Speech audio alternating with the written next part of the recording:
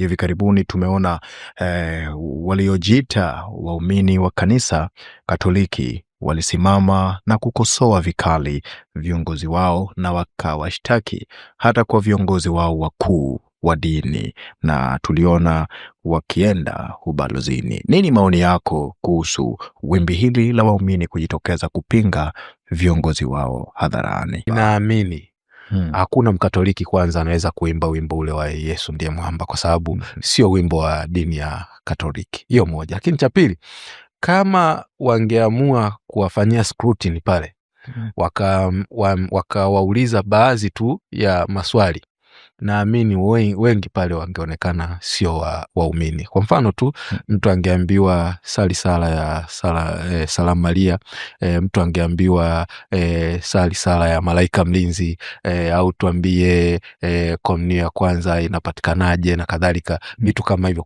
Kuna vitu vingi sana vya utaratibu wa kanisa la Roma ambao wangeulizwa pale, watu wengi wangeshindwa, na mwisho wa siku ingekuwa aibu. Lakini sasa mimi nachotaka kusema ni kwamba hata kama ingekuwa kweli ni waumini wa Katoliki, hata kama ingekuwa kweli, tuangalie walichokuwa wanaenda kukipinga ni kipi hasa. Kwamba ni kosa kwa mapadri au maaskofu wa dini ya Kikatoliki kupinga dhuluma au kupinga utekaji, kupinga watu kunyanyaswa kwenye nchi yao.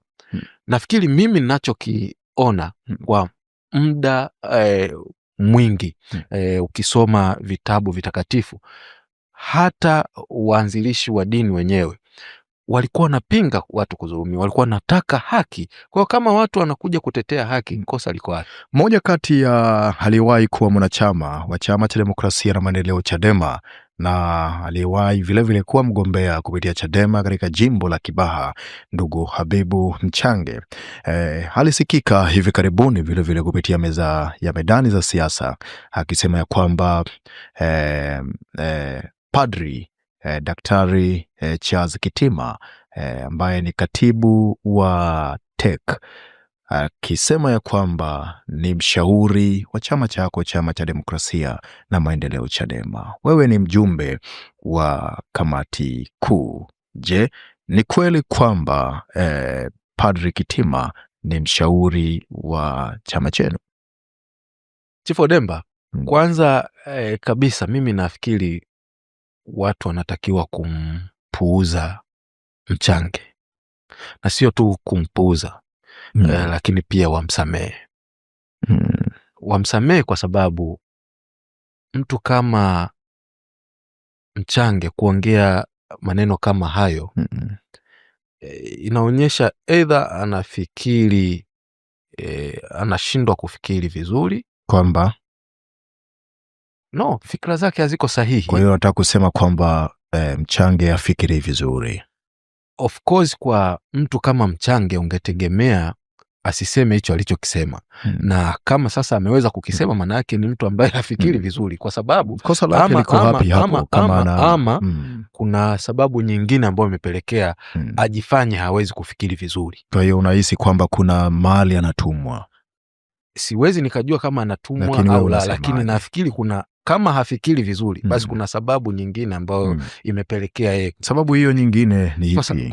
Siwezi nikaijua, lakini unahisi, sababu unategemea hivi, Chief Odemba, kwa mtu mzima kama Mchange, mtu ambaye anajinasibu ni mtu mwenye profile kubwa, ni sijui kiongozi wa taasisi gani, amewahi kugombea ubunge na nini, unategemea awe mtu ambaye ana fikra tunduizi, ana fikra njema, anaweza kufikiri na anaweza kuongea kitu ambacho jamii kikisikia nasema huyu anayeongea ni mtu sahihi. Sasa mtu kama anaongea kitu kama kile, kiukweli unamtilia mashaka kwamba either anafikiri ufikiri wake ni mdogo, ama ameamua kujifanya hivyo.